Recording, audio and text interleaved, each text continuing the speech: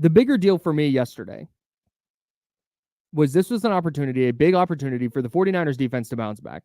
They have been, we talked about it last week. The Christian McCaffrey injury matters, but it doesn't matter as much as what the hell is happening with the Niners defense. They can't get a stop when they need it against the Vikings. They can't get a stop when they need it against the Rams. They look like they're in shambles. And then you've got injuries on that side of the ball. Javon Hargrave going out's a big deal. They needed a good performance on Sunday. Mm-hmm. Flat out. Because if you're not playing well defensively against this Patriots team, I don't know who you're going to play well against. So, all that said, this was a really good jumping off point for the Niners defense to kind of turn its season around. I thought they were good in all three levels yesterday and really kind of put the clamps on an offense that they should have put the clamps on. Yeah, I mean, I think first and foremost, the Patriots, while they're not good, they can run the ball. We do have some breaking news. I don't know if you've seen this. I haven't. I don't even have Twitter up. The San Francisco Giants have fired Farhan Zaidi. He is out as president of basketball operations. Baseball? Yeah. So Susan Slusser was first with the news. But yeah, pretty like out of nowhere. They had to. Yeah. It was going to be another offseason of, okay, wait, let's see. Let's try. The whole reason they added Farhan Zaidi to the front office was because he came from the Dodgers and the Oakland Athletics. Yep. And it initially looked like they wanted to turn into the Dodgers, right? Where they were going to spend big money on all these free agents. They were going to have this super high payroll, but then they were going to be able to supplement that with these prospects that they were constantly churning out, because the Dodgers somehow trade all of they trade like 6 of their top 10 prospects every year, and every offseason wind up with the top farm system or a top 5 farm. It is unreal the way they have brought in player development and the way they have maneuvered in the trade market and in free agency to just build this juggernaut that, they only have the one World Series in 2020 in the shortened year, but they're competitive year in and year out. And instead, the Giants couldn't figure it out signing free agents. That might be an ownership problem with how much money they're willing to spend. And I think that is. I think ownership was less concerned about turning into the Dodgers and more concerned about turning into the Moneyball A's. Yeah. Where, hey, they don't have to spend big money to get players because they've got this farm system that's just constantly churning out. Maybe you sign a guy, a Blake Snell here and a Matt Chapman there, but hey, you know what? It's going to mostly be their own guys. And now they have a not great farm system. None of these prospects that we've been hearing about for 3 years have come up and been impactful, save for Elliot Ramos, who was an all-star this year. Salute to him. But we never saw it. And they were save for the 107 wins. They have been a bland, boring, not fun baseball team. And I think that was just going to continue to be the case under Farhan Zaidi. He wasn't the guy. No, he wasn't the guy. And the second paragraph of the news release from the San Francisco Giants: as we look ahead, I'm excited to share that Buster Posey will now take a greater role as the new president of basketball operations. So there you have it. Who's that? Buster Posey. Huh. In the interim, or they're hiring him? I think he said basketball again, by the way. I said basketball again? Yeah. Oh, okay. Basketball's on the brain, dog. It is. All good. It is on the brain. As we look ahead, I'm excited to share that Buster Posey will take on a greater role as the new president of baseball operations. There we go. Sure, man. I guess. We'll see. Yeah.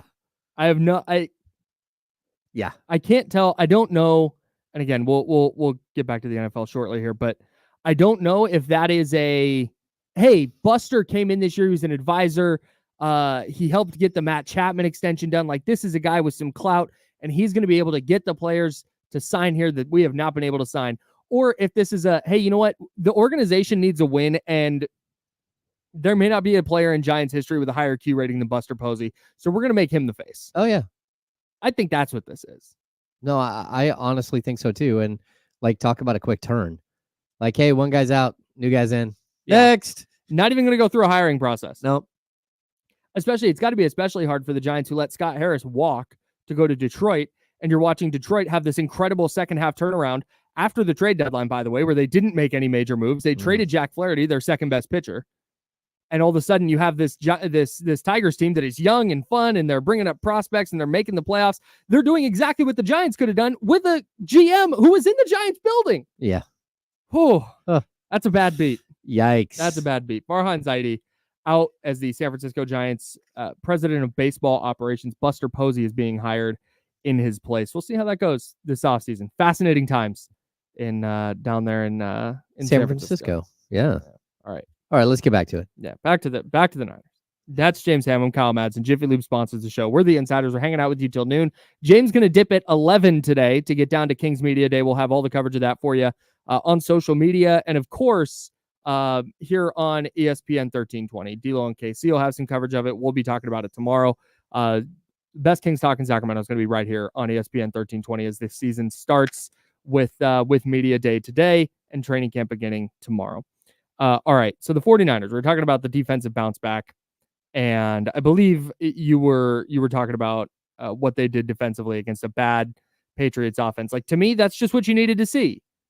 No, totally. Yeah. Go ahead. Yeah, well, for me, like, New England came in, and while they're not good, their quarterback play hasn't been good. They're running the ball really well, like, throughout the season. The Niners shut off that faucet, and then normally if you're going to shut down one faucet, you're going to say, okay, we're going to make like what we talked about in our keys. We're going to make Brissett beat you, right? Or May, or whoever they decide to throw out at quarterback. And that's a whole nother story for another day. Well, they not only took away the run, they held them to just 73 yards on 24 carries, right? So 3 yards a carry. But they pressured the quarterback like crazy. Like, they were all over Brissett. Yeah. And I thought just a very, very impressive overall performance by the defense where, what you said, like you said, like all three phases against a team that realistically you should manhandle. Yeah, and that's why I don't want this to come across like, oh, the Niners defense has figured it out. They're top 5. I don't think they have the personnel to be a top 5 defense this year. Okay. I don't. But you have to start by beating the hell out of a bad offense. And it's like, okay, at least they're not so bad that this Patriots team is going to go hang up 20 plus on them. Like, they're not that bad. The one touchdown the Patriots did score came because Isaac Arendo fumbled the second half kickoff. Yep. And they needed to go 27 yards to the end zone. And even that, I think, took them like 7 plays. So they went 3.5 yards per play. Like, you go look, then they ran 2 more plays than the 49ers did. The Patriots. They ran 2 more plays than the Niners did. And the Niners outgained them by 215 yards. Oof. That's a good stat. It was just they beat the hell out of a bad team. Yeah. And if you're looking for a team that is sliding a little bit, you lose to a Minnesota team that might just be the best team in the NFC, apparently. Might be the best team in football. Like, it's unbelievable. I don't know what's happening. Like, they were Sam so Darnold, for president. Yeah, they and I think the Packers are good too. The way they came back yesterday against Minnesota, they couldn't ultimately complete that comeback, but they made a blowout close in the second half. So you have the tough game against Minnesota where you feel like you want a couple of plays back and maybe you win that game, but then you go and you have that collapse against the Rams and it's just, this is death spiral time. So it's a get right game against New England, and they got right. Now, does that translate against Kyler Murray and Marvin Harrison Jr. and Trey McBride and the Cardinals? Well, no, maybe, but you got to start somewhere, right? We at least know where the basement is, and it's not giving up a bunch of points to this version of the Patriots. Yeah. And they got contributions from Nick Bosa was outstanding yesterday. Pro Football Focus credited him with 7 quarterback pressures, 1 quarterback hit, a sack. Of course, he had 5 hurries where he was just in the backfield so often. Yeah. And that's the kind of game you kind of wanted from him. He eventually got the sack, the strip sack, and the fumble recovery. Just kind of an unbelievable play individually. But I thought Kevin Givens was awesome yesterday. Had 2.5 sacks in the second quarter after having 5.5 in 60 games as a pro. Yeah, before this season, he had 4.5 sacks in like 5 years. Yeah, and he's up to 3.5 now this season. Yeah, it's wild. It's pretty incredible. So he had a great game. I thought Malik Collins spent a ton of time in the backfield. Sam Okuwanu, the random defensive end that they added this offseason as depth, had a pretty good little preseason, but winds up not making the team. They signed him to the practice squad.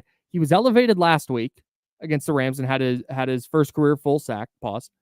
And then this week gets promoted to the active roster and goes out and has another really, really effective game. And this is where you start to see, okay, the 49ers defensive line is in a bad place. They weren't getting pressure on the quarterback with 4, which is what they're supposed to do. They lose Javon Hargrave, one of their most effective pass rushers. How are they going to fill that void? And it's numbers, right? Mm-hmm. I have come to despise the term strength in numbers, but that's what that's what this has to be. Nick Bosa has to dominate every game. Every game has to be like Sunday was. Yeah. And then you're going to need contributions just up and down the lineup. Some days it's going to be Kevin Givens. Some days it's going to be Okuwanu. Some days it's going to be Yetur Gross-Matos. Like there's going to be different contributors every week, or there's going to have to be different contributors every week, or they're just going to start sliding back to where they were after week 3. Yeah, I totally agree. And when you have a bunch of injuries accumulate on the defensive line, it does become just like a next man up. Like you just start throwing bodies at it. And I think that by having Bosa put pressure on the outside and having a lot of the attention go that way, it's opened up the middle for some of these guys who are truly taking advantage. This, it feels like one of those seasons where you might be able to piece together something in the middle. Mm-hmm. And again, like not only did they get pressure on the quarterback, but they did a really, really nice job of slowing the run. And that's a good run team. I mean, they did a really high quality job all around, which I didn't think that they really had in them, to be honest with you, at this point with so many injuries. Yeah, that was my big concern for sure. Like this is going to, especially when they open the game, they get inside the Patriots 10 twice and come away with 2 field goals. Like that is how you lose a game like this. Mm-hmm. You start out, you go 2 field goals on 2 trips into the red zone, even after a fumble, and you're going, okay, man, if they put together a long drive and they score, they're now ahead. Like this could become a problem. And it just never really became a problem. Thanks in part to Fred Warner apparently just being the best defensive player on the planet. He is by far the best defensive player on the planet. I don't even think it's close. What we're seeing from him is just so next level. He's been good for so long. Yeah, and this year it's like, man, he's the only reason they didn't get blown out by the Vikings, because he had an interception in the red zone and then he punched the ball away from Aaron Jones at the goal line. Mm-hmm. He has the pick 6 yesterday, which I don't want to say it didn't win him the game, but after that pick 6, it was like, okay, they're in cruise control now. Like they're not going to lose this game after Fred Warner snags his second interception of the year and takes it to the house, puts the Niners up 13-0. That just kind of flipped the tide. Okay, hey, the Patriots are going to need to put together a couple of drives to go win this game, and that's if the Niners just don't score again. So that was he has not only been just individually great, he's been such a stabilizing force for a defense that needs it. And the defensive line was really good yesterday, but man, he was awful against the Rams, and then comes out in the first half. Didn't even play the second half.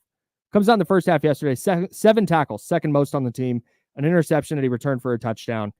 Just an unbelievable individual effort from, I think if you're doing defensive player of the year odds, he's got to be up there. Oh, yeah. Right now, he looks like the odds-on favorite. I mean, he's been so incredible. Yeah, just very, very impressive. Looking up the odds right now. Yeah. For me, I mean, you're going to have a couple of guys like Watt's going to be in the conversation. Aiden Hutchinson, who's got a bunch of sacks. But he's a guy who you've got to have in the conversation. I mean, and it's not just like the big plays. It's the big plays in specific moments that you need someone to change the tenor of a game. And for him to be able to read a quarterback, and the 2 interceptions he's had are both just absolutely wild. Just ridiculous play. And then the fact that he got a pick 6, watching him ramble down the sidelines. As someone who has independent individual defensive players in his fantasy league, and Fred Warner is on his team, you're sitting there cheering the whole time like, come on, little fella, get in there. You can do it. You can do it. Well, it was also because I wasn't totally sure. I'm looking at defensive player of the year odds right now. This is live from BetMGM. Fred Warner is plus 2,000. He's behind Max Crosby at plus 1,800. Myles Garrett at plus 1,300. Chris Jones at plus 1,200. Nick Bosa at plus 1,000. Aiden Hutchinson plus 325. TJ Watt plus 325. Yeah. It's, you might want to. I might. Yeah, you might sprinkle a little cheese. Like over there, like place a little bet. Plus $2,000. Make let's see, bet 100, win 2,000. Fred Warner's a DPOY. It's so hard to win defensive player of the year though as a non-pass rusher. because sacks and affecting the quarterback just matter so much now. Yeah. So Warner would have to be superhuman like this all year. You need a primetime game where he has like a pick six. His forced fumbles would need to reach a point of becoming a national story. Like, you have to work your way into the discussion. Yeah. And defensive ends right now are just always going to have that first. Like, they're always going to be first in line for stuff like defensive player of the year. But man, if a non-defensive end's going to win it, Fred Warner's making a hell of a case. No, I truly believe he's in the conversation. We'll put a brief pin in the Niner game because I do want to get to the Raiders, but real quick before we do that, Brock Purdy's good, dude. I don't know how many times, like, I don't know why I feel the need to say this every week, because I think there's more people coming around, but this is not Jimmy Garoppolo point and shoot Niners offense. This is not, okay, in breaking route, he's just going to throw it blind and hope the receiver gets open behind the linebacker. Like, no, this is a quarterback who's reading the field, who's taking deep shots, who is extending plays. He threw 3 touchdowns on one drive yesterday. Yeah. Just ridiculous how well he's playing. And we talk about this a lot, but the ability to just play the quarterback position and escape pressure, make good decisions. His interception was not a good decision, but We'll talk about that in a bit. But to mostly make good decisions, to just make the right play, to know when to take shots, he's playing at a really high level. Is he ever going to be Patrick Mahomes and throw for 5,000 yards and 50 touchdowns? Probably not. But he's going to give them a chance to win a lot of games.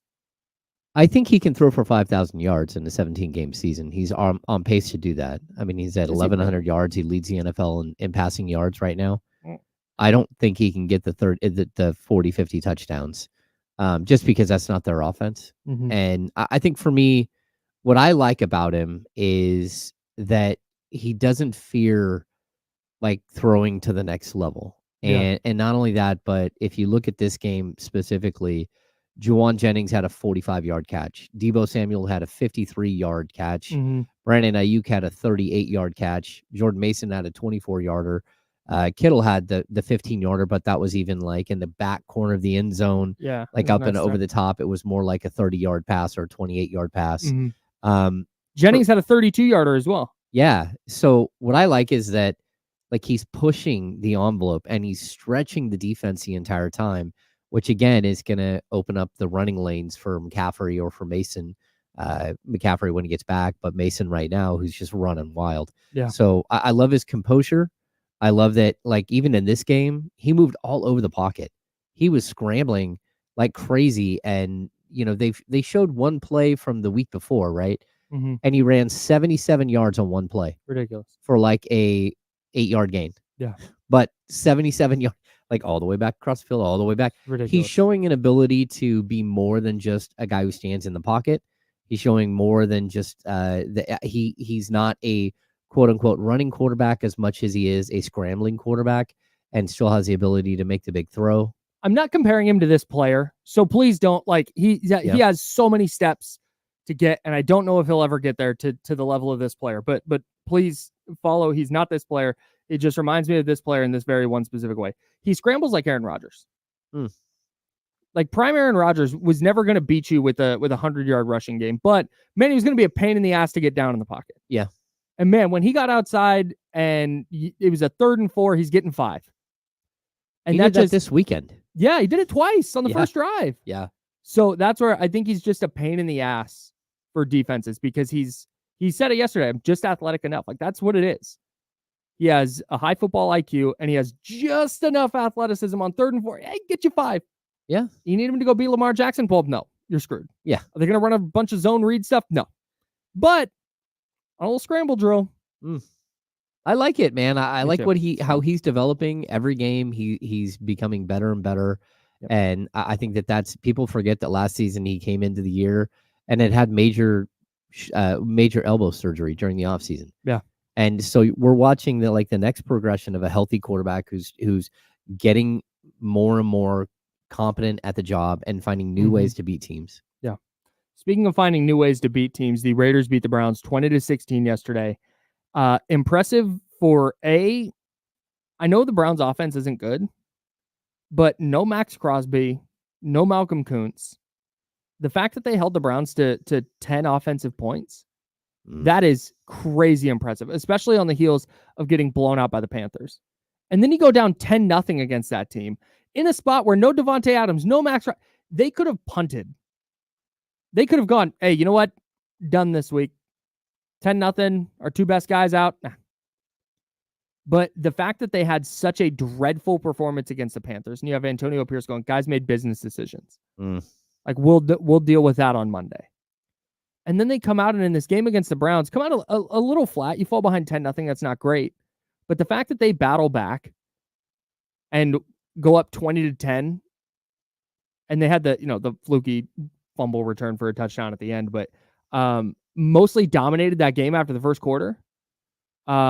Just a really impressive, gritty win for a Raiders team that was, if we're going to call the Niners shorthanded last week, the Raiders super shorthanded this week. Yeah, I think I sent you a text early on that like the Raiders look like they're going to get torn up by Andy Dalton and Deshaun Watson in back-to-back weeks. Yeah. And then they didn't. They settled in. They really did show some maturity as a team, which I didn't think they had. And then they got back to the ground game, which I thought they're really good on the ground, which is something they have not been good at all season long. But you had Madison with 60 yards. You had Zamir White with 60 yards. You had then a bunch of other guys, just random guys picking up yards, but they rushed for 152 yards and 29 carries and 2 touchdowns. And that, to me, was like a huge, especially against a defense that's that good, to be able to get out there and rush and not put the ball in Gardner Minshew's hands to win or lose. Because the week before, I think he lost.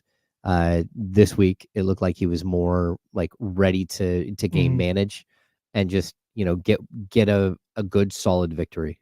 Yeah, and I love getting creative too. Offensive coordinator Luke Getsy just knows that, okay, running with Zamir White and running with Alexander Madison hasn't worked. So how do you get the ball in Brock Bowers' hands? You give him a rush. I love that that was it 1, 2, 3, 4, 5, 6 different players. 7 if you count Gardner Minshew, but I'm not. 6 different players get carries. Like, that's how you start to figure out your run game. Because you just can't be one dimensional, especially against the Jim Schwartz defense. It's very, very good, like you said. Gutsy performance, man. Yeah, definitely. Super easy spot to just quit. Yeah, and they didn't. So all credit to them. And honestly, like, what this season is about for Vegas for me is, can you hang around? And you get the Broncos next week. All right, that's a winnable game. You're home against Pittsburgh. All right, that'll be tough, but not the end of the world. Not world beaters out there. They're not as good as their record. They're at the Rams. You're going to have a heavy Raider fan contingent at SoFi Stadium, and the Rams not playing great right now. Kansas City, who knows with Kansas City? So that's where you start to stack this up and you go, man, if they can just hang around, they could put themselves in a position where you're playing Atlanta, Jacksonville, New Orleans, and the Chargers to end the year with a chance to really make a run at a playoff spot. Yeah. So can you hang around for now, especially in a game where there's no Devontae Adams and there's no Max Crosby, and you can go sneak out a win? That's big time. Yeah. That's big time by the Raiders. We got to go. Well, we don't have to go. We're still here. We have to pay some bills. Yeah. We would like you to stick around. We'll have a little more NFL stuff coming up, but a huge trade came down over the weekend in the NBA. We got to talk about it and how it impacts the Sacramento Kings' chances to climb up the rankings in the West. We'll discuss that next on ESPN 1320, Sacramento's sports leader, as I vamp to push buttons. Here we go.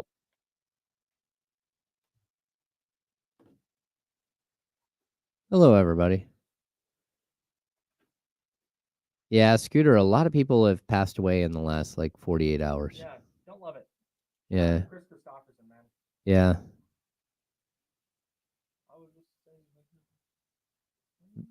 Great songwriter. He's a good actor too. Listen to the Highwaymen all the way in today. Oh yeah?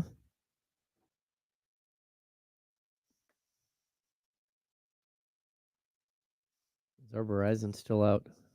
Yes. What is going on?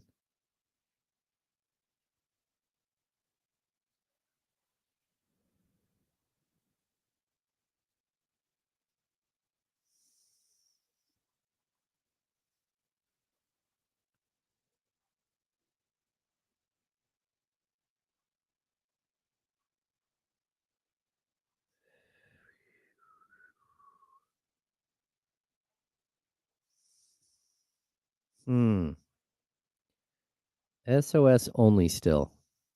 Man. Yeah, I'm going to media day in just a few minutes. I'm leaving at 11 to head down. For those that are asking. Yep, John Ashton died. Yeah.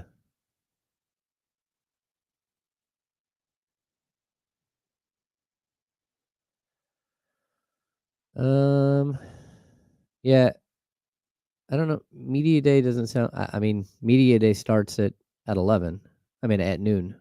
So that's why you haven't heard of anything yet. Yes, Bernie Bear will be there.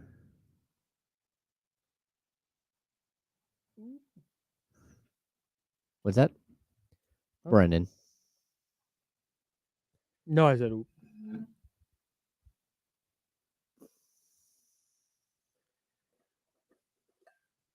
So Verizon's still out? That's what it looks like. Yeah.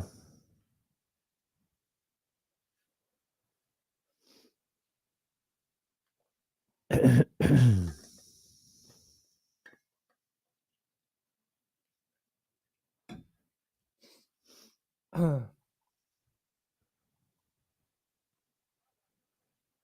remember watching Dikembe Mutombo at Georgetown. He didn't get back on offense, so he was just standing around while they fast broke the other side. And Kenny Anderson, Georgia Tech, got the ball, stole the ball, and was one-on-one fast break. Mutombo was just standing flat-footed at the free throw line and just gets cooked. Like Kenny Anderson crossed over, went right around him, went to go lay it up, and Mutombo took like a half step backwards, leaped backwards, and smacked the ball off the backboard and sent it all the way to half court. And it was like, I can't believe I just watched that. It was so wild. He got burned so bad on the play and recovered to swat the ball so hard. Yeah, just absolutely amazing.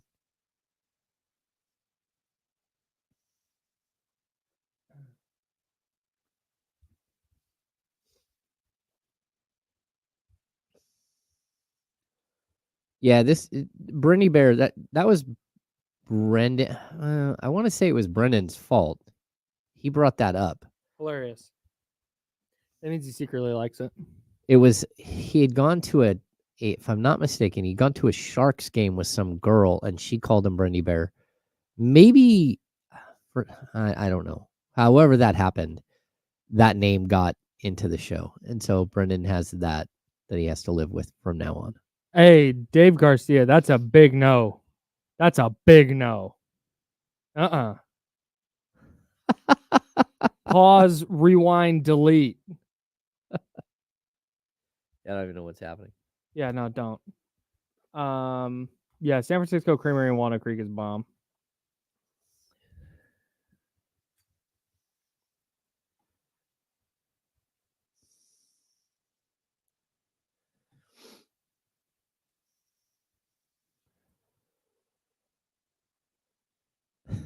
Yeah, Ramsey, if we had a 4-hour show, we'd be talking about the Braves Mets.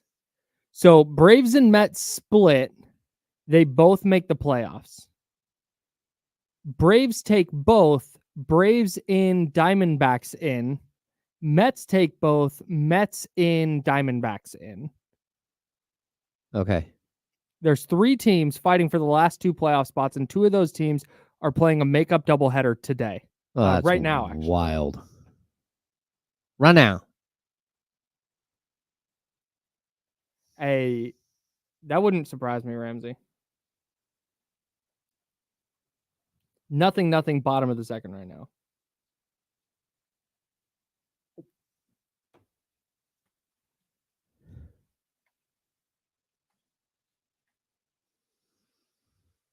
Now, back to the Insiders with James Ham and Kyle Madsen, brought to you by Jiffy Lube on ESPN 1320. A little distracted by Braves Mets, but who isn't? Watch parties all over Sacramento for the Uh, Braves Mets doubleheader. hey, shout out to my guy Pete Youngman, who's a huge Mets fan. Hell yeah. Yeah, good luck with that, Pete. Sorry, Pete. He's also a huge Kansas City Chiefs fan, so he's been living Oh, then he's fine. basking in the fine. glow of Chiefs Super Bowl wins. Yeah. They don't look good right now, and I still feel like I have to pick them to win the Super Bowl. They're 4-0 and they don't look good at all. They look just like they if you could talk me into like 6 plays being different in those 4 games and the Chiefs being 0-4. It's just You know what's crazy too is so good at winning. we were So talking. annoying. That's the thing. Mahomes is so good at winning. We talked about this earlier. Like my fantasy team with Mahomes is somehow, well, we got our first win, but we're 1-3, and a lot of it is because Mahomes has been so bad. Like he came into the week as like the 14th highest scoring quarterback, and it got worse. He scored like 12 points, and then he goes out there, throws a pick, and then on the ensuing return, takes out his number 1 wide receiver and brutal. appears to have blown out Rashee Rice's ACL Just brutal. on a tackle. Shout out to Rashee Rice though for getting back in the play and forcing a fumble. Oh yeah, Unreal play. absolutely wild. I thought that only happened to the 49ers. Huh? They had plays, I think it might have been back-to-back years, where they had an interception and the receiver ran him down. Roddy White did it, I think twice. I think both times it was Roddy White. Oh, Tracked down the Niners corner. One of them, I think was it Dre Bly? oh man. I think Dre Bly was one of them, and then I think the other one was Nate Clements. And the Nate Clements one was in Atlanta, and Wow. all they had to do, they had intercepted Matt Ryan. All they had to do was sit down. Game was going to be over. Mhm. But Clements tries to return it. Roddy White comes in, pops the ball out. Falcons recover. Matt Ryan hits a deep shot, and then they pause, and then they go in and score the game-winning touchdown or kick the game-winning field goal. I forget which one, but yeah. Yeah, it's tough. So it's nice to see it happen to a team that wasn't San Francisco. Anyways, we'll put a pin in the NFL talk for a second because Friday night, just hanging out, enjoying the evening. You and I were talking about, we were discussing something. I forget what we were even texting about, but all of a sudden, the Timberwolves and Knicks made this massive trade 2 days before training camps are supposed to begin, or 3 days before training camps are supposed to begin. Okay, so first of all, I want to start with this. A year ago, Kyle and I didn't know each other at all. Yes. Now, on a Friday night, we're texting about a wild trade with the Knicks and the Timberwolves. Yeah, like 1,000%. How quickly we've become like very, very good friends that text all the time. It's very strange. Yeah, it's like, dude, I got takes. Yeah, being a radio like co-host with somebody is very different. I've never been in this world before. Yeah. Like all of a sudden you're like best friends. Or I guess there are people out there who are like mortal enemies, but I can't imagine that. That would be really difficult, but it happens all the time. Yeah, it's just it's an odd thing because like I know I can be a lot, and we spend 2 hours a day together 5 days a week. It's like, God, you dude probably doesn't want to hear from me, but at the same time, it's like, man, we got stuff to go over, and we're gonna talk about this anyway. So here's what I got. It's just it's nice having somebody that I know is like also a sicko who cares about this on a Friday night. Oh, yeah.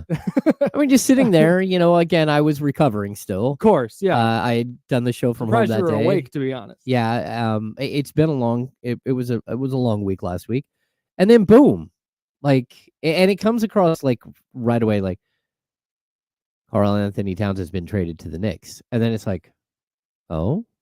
Or is about to be traded to the Knicks. Legitimately one of those things where I went and looked, I double and triple checked the profile to make sure it wasn't fake. Yeah, that's what I thought too. Because December, or what was that? September 28th? Yeah. Like, wait, 27th? What? Yeah. What is this trade happening now for? It was totally bizarre, totally weird. I walked into the other room and I told my son and his buddy that were sitting there, like hanging out. I'm like, hey, looks like the Knicks are trading for Karl Anthony Towns. And it's like, oh. And then you see the deal and you're like, okay. And it's more complicated, right? So as of right now, the deal. What is the trade? We have not said what the trade is yet. Okay, so as of right now, Karl Anthony Towns is on his way to the Knicks. Yes. The Knicks are trading Dante DiVincenzo and Julius Randle, along with the Detroit Pistons' future first-round pick, which is pretty heavily protected. It's not like, hey, you're getting the number 2 pick in the draft, right? To Minnesota, but then it gets really complicated because the Knicks are over the second apron, and they're not allowed to take back more than goes out. So now they have to find a way to create something different, right? And they have a couple of players who are on their roster or who they have the rights to that may just like luck into the biggest payday of all time. So former Kings legend, DeQuan Jeffries, right? Obviously. He is like the Knicks still have his bird rights. There's a possibility here that because the Knicks have to be this trade has to be a net neutral trade, that they will have to find a third team that is willing. Charlotte, apparently. Well, Charlotte, but it may take a fourth team as well, because they may have to sign a player to an $8.5 million or $8.8 million deal and trade him, a sign and trade, and then that player, like again, this could be like DeQuan Jeffries could be sitting out there like, yeah, they're just gonna give me my money. DeQuan Jeffries $8.8 million, so they can complete the trade, and then but they're gonna have to find a team that's willing to absorb $8.5 million, and you're gonna have to give something up for that. So they'll probably gonna have to give up another first in order to get this trade done. Oof. And they have a boatload of firsts, but like maybe they've got some bad first down the road that they're like, okay, we'll throw in this. But very, very strange how this thing's working out. This happened one other time where a player, I want to say it was Keith Van Horn, got traded, even though he is retired, basically. He was part of a trade and made a bunch of money and then was waived when he got to the next spot. Hell yeah. But like, I don't know. Maybe DeQuan like picks up with Charlotte and gets to play with Charlotte. I don't know. DeQuan is a very good defensive player, and he's a very quiet guy. But I don't know. For me, it's about to be rich as hell. Apparently, it's possible. Good for him. Yeah. Hey, you know what? Salute to the Sacramento legend. Yeah, we're here to get paid, baby. So for him. So on top of this, like this is one of the most earth-shattering trades because what this does for Minnesota is it drops them below the second apron. Yes. And saves them a ton of money. And this looks like a cost-cutting move by the new ownership group. And Glenn Taylor's still there. And like A-Rod is there with his dude. So much of what Minnesota had was vibes related. Oh, yeah. And based around vibes. Those dudes rocked with each other. And that matters. Like, that matters so much. We talk about the continuity with the Kings and how much continuity is going to be a factor for Sacramento this year. Yep. The Timberwolves had that. The Timberwolves just made the conference finals for the first time since, what, like 2002? Or 2003? However long, I don't know, however long it had been. They hadn't been to the conference finals in forever, and they finally make it, and their young superstar, Anthony Edwards, is 23 years old, or however old he is, and he rocks with Karl Anthony Towns, and they just finally got Karl Anthony Towns in this spot where, okay, you know, it feels like he's finally in a spot where he can succeed and really help this team with Naz Reid, and it's Rudy Gobert and Mike Conley and Jaden McDaniels, and okay, they're cooking now, and they get Rob Dillingham in the draft. All right, hey, this is just that's gonna give them the scoring punch they need. Like, Timberwolves are kind of cooking, and you pull the plug on that to make sure you're under the second apron. Pull the plug on that, by the way. Dante DiVincenzo can help them. Like, Dante DiVincenzo, to me, is just a winning player. I think DiVincenzo and Julius Randle can both help them. I don't know that Julius Randle can. Okay. I mean, square peg, round hole. Right. Which is I think is going to be a problem, especially when he's in like a contract year and he may not want to be there.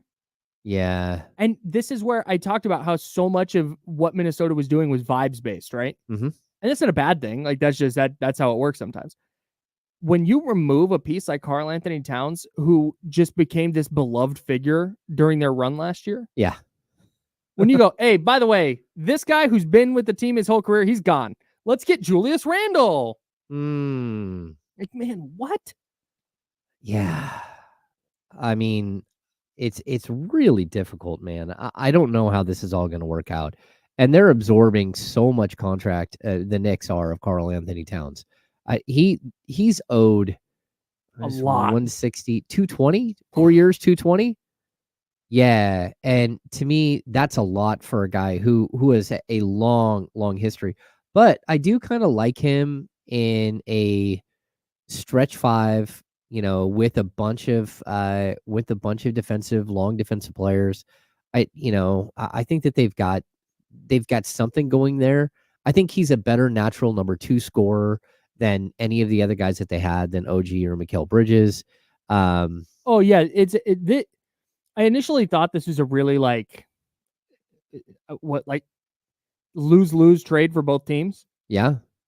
But I think what you're saying right now with how Towns fits with the Knicks, I think that can work a lot more than I think Julius Randle with the Timberwolves can work. Yeah. Oh, Julius no, Randle's a 33% career 3-point shooter. No. He And he doesn't mind hoisting them. He had one season at 41.1%. The next season, 30.8. The next season, 34.3 on 8 attempts a game. Last year, 31% on 5.3. He only played 46 games. Yeah. I'm out on Julius Randle, dude. No, you can totally be out. Player. And I'm also out on him and Rudy Gobert as a combo. Yeah. Yeah, I really do. I think this hurts them because the other problem is that you don't have a way to start Dante DiVincenzo. So you're making this move, but you have Mike Conley and you have Ant-Man, you have Anthony Edwards in the backcourt. Mm-hmm. Like, he's not going to start. You even have Jaden McDaniels at the small forward, unless they're going to move him over. I think this does open an opportunity for Naz Reid. Maybe it opens up an opportunity where Naz Reid starts and you bring Julius Randle off the bench as like a super sub and he scores a bunch of points. He does have a $31 million player option for next year. Randle does. I think he opts in. Yeah, probably. I don't know. He's probably going to ask for an extension. Yeah. But I'm not sure I'm giving it to him. Well, if Naz Reid starts, that puts him in the front runner position for the 6th man of the year. There you go. That's right. Good spot for him. That is. Just start 82 games, put up a bunch of numbers, win that 6th man. I'd say too, the biggest thing for the Kings, why this matters for the Kings, please, is because the Kings opened the season against Minnesota, and this trade is not done. It's not done. Training camp opens like tomorrow for all these teams. Like, things are moving shaking. This could take 5 days, 6 days. Karl Anthony Towns can show up whenever he wants. It's going to be awkward, dude. It's going to be the vibes are going to be so bad with Minnesota. I know the Kings have got to figure out, like we've talked about the fit with DeMar DeRozan. I'm sure we'll talk about that more. They've got to figure that out for sure. But trying to figure it out while like, hey, this is cool. Like, this is something new. Like, we need to, we could be really freaking good. Okay, how exactly is this all going to work? Yeah. That is so much different than like, hey, where's Carl? Carl. Where's Carl? Hey, we don't want Julius. I guess. Like, here, fine. Like, yeah, like good players. What, 3-time All-Star? Like, I don't want to. This is not. And this is where I want this to be clear. I don't think Julius Randle stinks at basketball. No, I think it's a poorly timed trade, and I don't love the fit with Rudy Gobert. After it just seemed like Minnesota was okay. Hey, really trending the right direction with this group. They have this really solid foundation. They have this core that they really like, and then they just blew it up for like, no reason except to get under the second apron.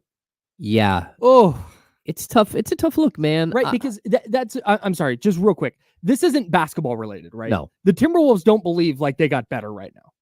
There's no way. I don't think so. Okay. No. I can't imagine they think they got better. I mean, there was always a possibility that they were going to trade Cat at some point.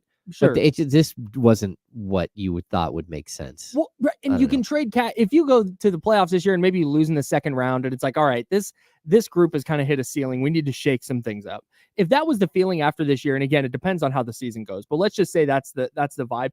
Then okay, then you go explore a Karl Anthony Towns trade for maybe somebody who fits a little better. Yeah. And not just the convenience of, oh, hey, we can make these salaries work. Here, he kind of plays the same position, so let's bring in Julius Randle and let's see. And we're going to do this on September 27th. Yeah, it doesn't make it. The timing of it is bad. And not only that, but everyone needs to remember that, the Minnesota Timberwolves are in the middle of being sold, right? Mhm. Glenn Taylor, who's been the owner since 1989, is selling, and it's Alex Rodriguez, Mark Lore, and Michael Bloomberg that are behind the purchase. But this thing went wonky and sideways like in April or March. When Glenn Taylor realized, oh shoot, this team is fun, I don't want to sell them. Well, no, it went crazy when Glenn Taylor said, "Oh my gosh, we've got a winner," and they submitted their budget for the next season and said they want to get below the apron. And he's like, "Wait a sec, you can't drop to a $172 million payroll. That Ugh. means you're just going to have to give away one of our stars." And it was so they started getting in a heated battle. They're in arbitration right now, whether this sale is going to be fully like realized. As of right now, like Mark Lore and Bloomberg and Alex Rodriguez, they're minority partners. So they're part of the ownership group, but they're not, the primary owner. So it's just like a mess. And I'm intrigued to see what happens here. I really am. I still think Minnesota's probably still a playoff team, but they were in a tier of, man, they could really take a leap. They could be like number 1 or 2 in the West. Mm-hmm. They were in that tier for me. They're a tier below that now.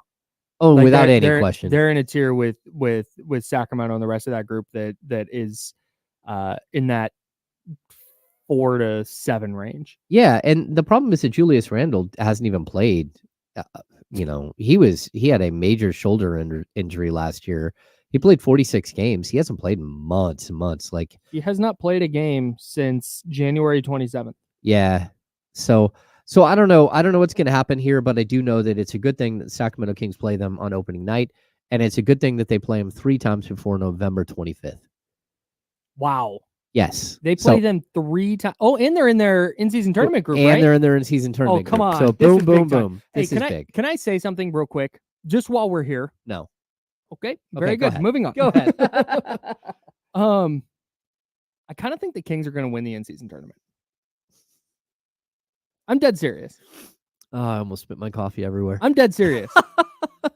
The freaking Lakers can win it last year. Kyle wants a banner. And you're telling bro. This is and here's why. I have tentative plans the week that the play-in tournament goes to Vegas. Yeah. I have tentative plans to be out of town. Oh. And it just fits perfectly that I would go out of town as the Kings make this run and go win the in-season tournament. Leave me here. That's about high the time. and dry. Oh, get out of here. The way the schedule shakes out, that gives them plenty of runway to figure things out with DeMar DeRozan. And again, when I say figure things out with DeMar DeRozan, I mean like maximizing what they're going to be offensively and defensively. Mm-hmm. I think you're going to see Mike Brown kind of toy with the rotations all year, but I don't think it's good, like the Kings are going to stink out of the gate. Like, I think it's just, we might see a couple of hiccups maybe late in games or just a turnover here or there that you go, okay, well, that'll get cleaned up. Like that's Mm-hmm. what I'm talking about. So by the time the in-season tournament really rolls around, I think they're going to start clicking a little bit. Okay. I think teams aren't going to be ready for it. I thought they were going to be in the mix last year. This year, I feel even better about it. Okay. I just wanted to get out in front of that take now. And you mentioned the in-season tournament. Okay. I'm here for it. I hope so. I hope so. We do have some sort of breaking. Alonzo Ball is expected to be available for Bulls opening day. Wow. Light applause for Alonzo. Good for him. That's a very light applause. Okay, so we have Media Day starting today. Yeah, we do. It's at noon today. Media Day is like organized chaos, Kyle. Yeah. It seems like a lot. It's a lot. It's an exhausting day where you're just constantly waiting for players to come around and hurrying up to wait. And you're watching them go from one station to the next, and some of them come over, some of them don't.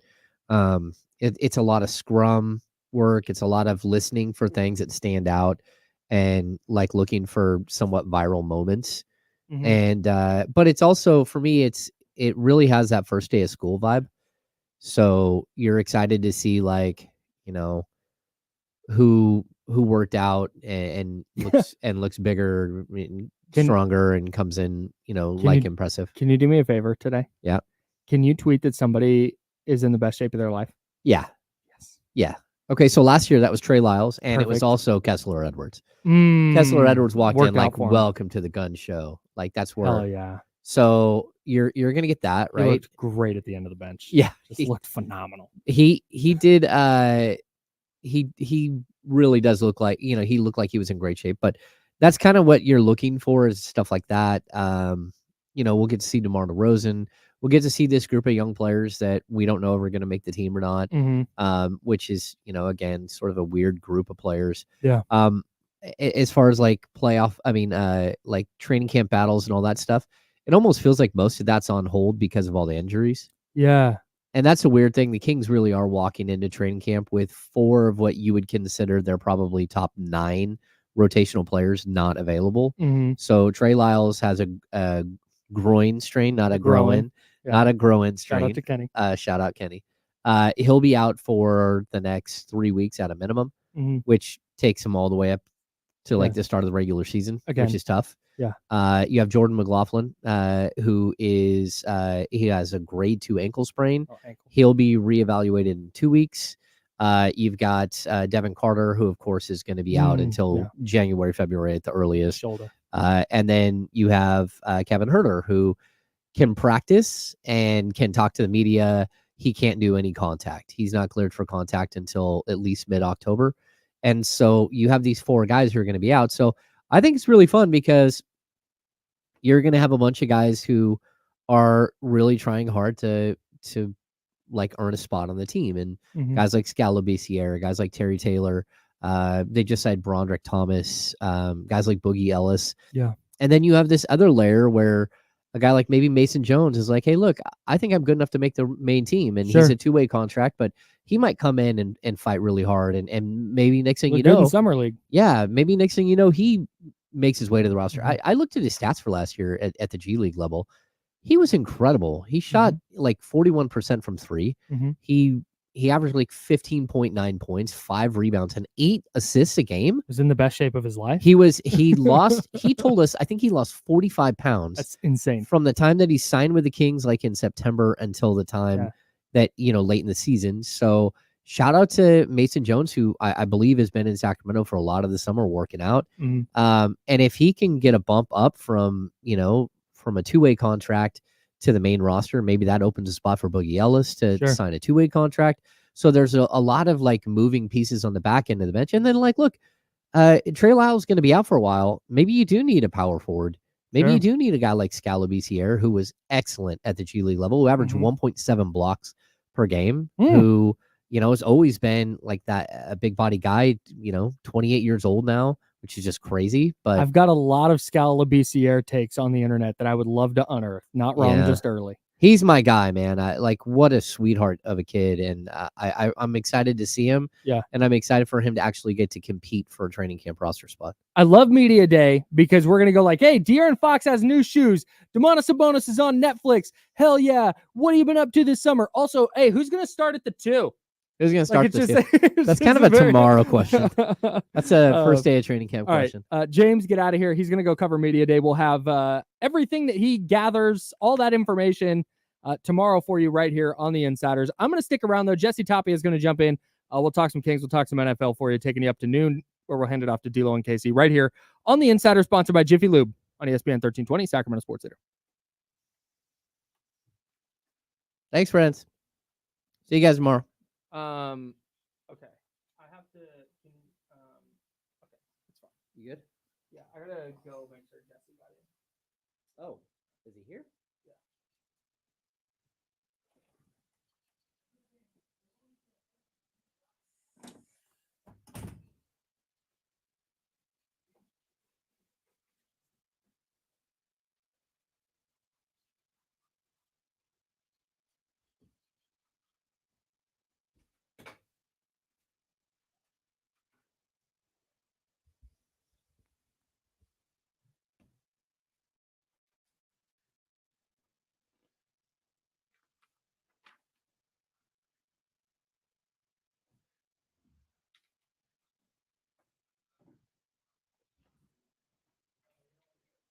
All right, we found him. We're good. Oh, he's here.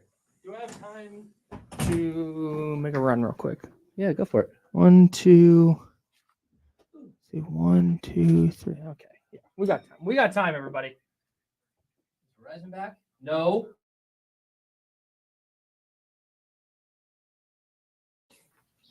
Be right back.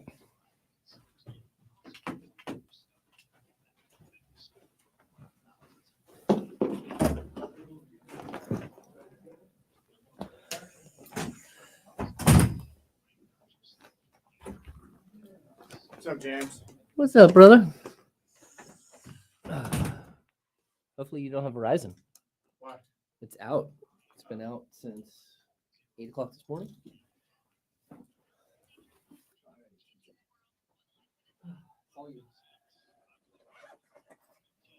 You good? Ready for your Dolphins game tonight? Well, let's hope so. Thanks for stepping in. Are you gonna have to help out with Dame all day too? Yeah. Who's is bigger?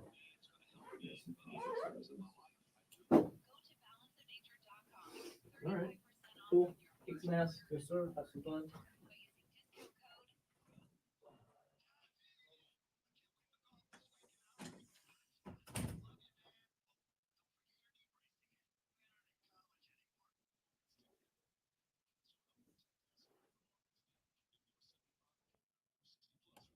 Shady House, can you guys hear me? What's up?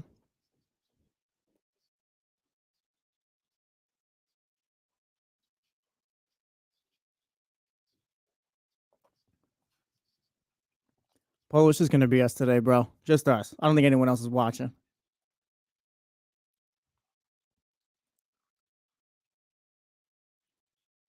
Coming off the bench, so we're ready to go. What's up, Warren, Wheezy, Kyron, Zabo, Securing the Bagley, Steven, Miss Mac, Tyler, Katrina, Aldrin J. What's up, everybody?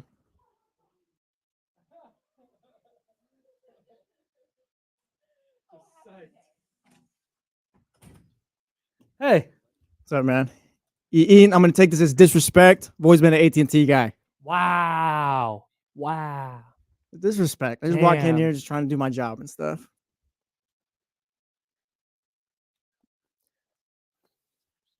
If anybody uses Mint Mobile, I think I got a promo code.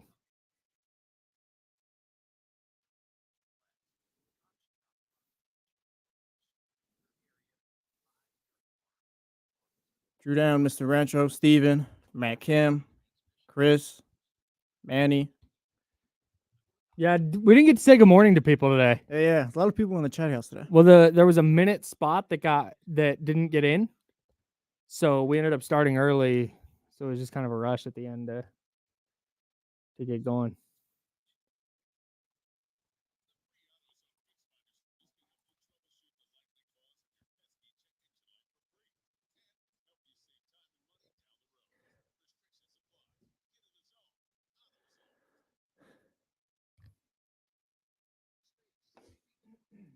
All right, about 30 seconds.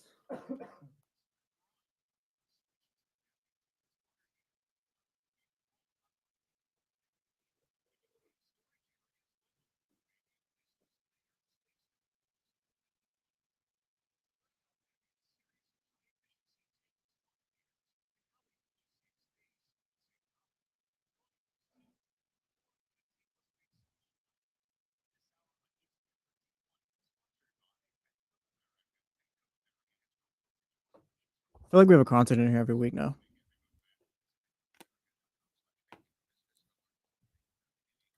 Here we go.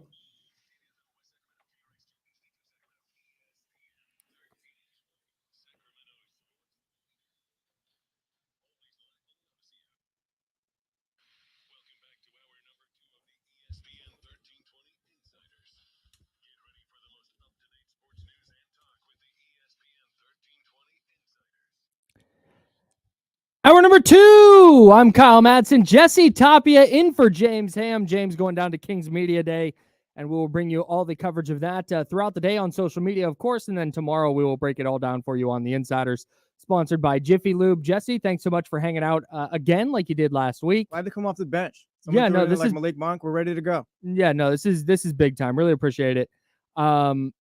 want to circle back on the 49ers and their 30-13 win over the Patriots. Do you feel like it was a good win? Yes. Yes? No doubts about it. Zero doubts. Zero doubts. I'm not allowed to be picky? No, dude, we went into this game like, hey, you guys need to win or whatever. It's not like, oh yeah, the 49ers are back, blah, blah, blah. But like, no, I'm not gonna shame them for playing however against the Patriots or Patriots scoring however or whatever. Like, no, it's a good win. That's kind of how that's a little bit how I feel, because I went in going, we talked about how the Giants and Cowboys game was a lot like this Patriots Niners game, right? It was two teams that hadn't looked great, but trying to get right. But the Cowboys were Thursday night on the road, division game, like, it's a tough spot. But you didn't feel like, hey, if the Niners go win 20-15, it's going to be great. I need them to kind of blow them out. Yeah. And then they did. Like, did the Patriots hang around in the game? Yeah, a little. Well, then we kind of expected that too, because the Patriots, like, they're bad, but they're kind of like frisky in a way where it's like you can understand it, I guess. Sure. The deal is, for me, the Patriots score to make it 20-10. And then the Niners go down 4-play, 70-yard drive to immediately go back up 17. Yeah, this game was never. Like, They were never right. It was never out of control. I think the thing that sticks with me is it still feels like, okay, defensively it was great. Need to see that more moving forward. But I think the thing that sticks out to me is just offensively. They hang up 23 points on offense. Of course, they get the 7 on the Warner pick 6. But it feels like they're still leaving too much meat on the bone on offense, where they are kicking too many field goals.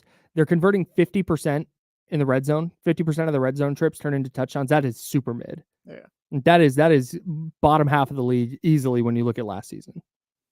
And if that's the case, if it's just, hey, Christian McCaffrey's out, it's tough in the red zone. Well, yeah, that's why you have Kyle Shanahan. That's why you have Deebo Samuel and George Kittle and Juwan Jennings and Brandon Ayuk.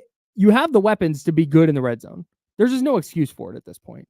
And I think that's where kind of my brain doesn't allow me to sit here and go, yeah, hey, awesome win. Because like you said, it was. They did exactly what we asked them to do. But at the same time, when you start to spin it forward, I start looking at things like, man, they had 30, but they probably should have had something closer to 40. I think this is something where like both things can be true. Sure. We're just kind of like, yeah, they won, that's great and all that, but you also have things they have to work on going forward. They're not the perfect team right now. Like, you still need CMC. Brandon Ayuk, I guess, is just out there right now. He had 2 catches, 48 yards, right? Yeah, 2 catches. Yeah, just Juwan Jennings, wide receiver 1. You're kind of just waiting for guys just to fall into their roles and in place. I thought Ayuk looked a little more like Ayuk yesterday. The 38-yard catch was just that's a deep in-breaking route. We saw that so many times last year.